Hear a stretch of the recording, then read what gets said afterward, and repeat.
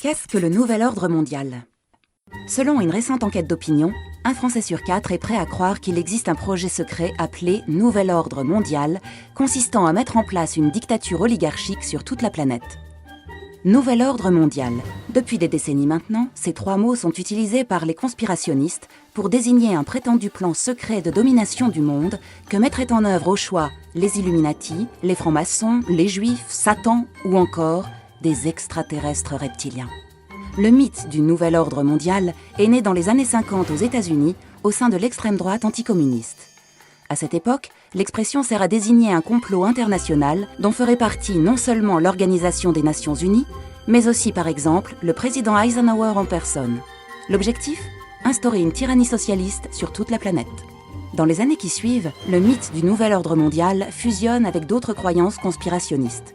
C'est surtout à partir des années 1990, après la fin de la guerre froide, que cette expression mal dégrossie se charge de significations nouvelles.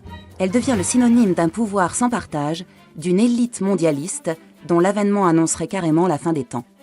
Ainsi, le thème du Nouvel Ordre Mondial commence à essaimer bien au-delà de l'extrême droite traditionnelle, séduisant aussi bien dans la gauche radicale que dans les sphères religieuses intégristes.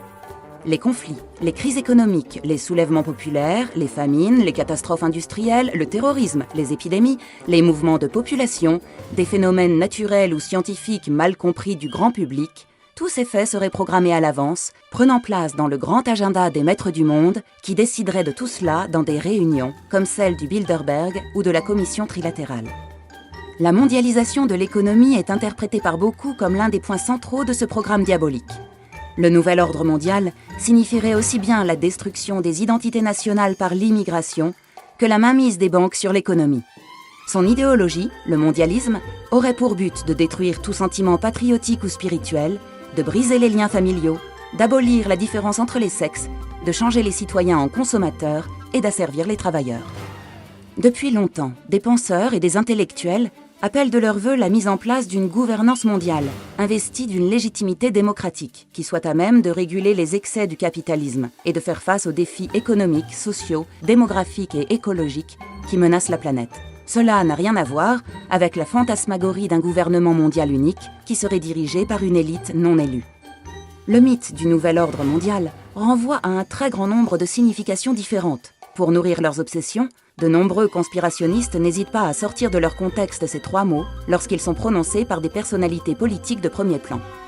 Ainsi, en septembre 1990, alors que l'URSS vient de s'effondrer, le président américain George Bush utilise l'expression de Nouvel Ordre Mondial, non pas pour avouer qu'il fait partie d'un complot maléfique, mais simplement pour évoquer l'émergence d'un équilibre géopolitique ne reposant plus sur la rivalité entre l'Occident et le bloc de l'Est.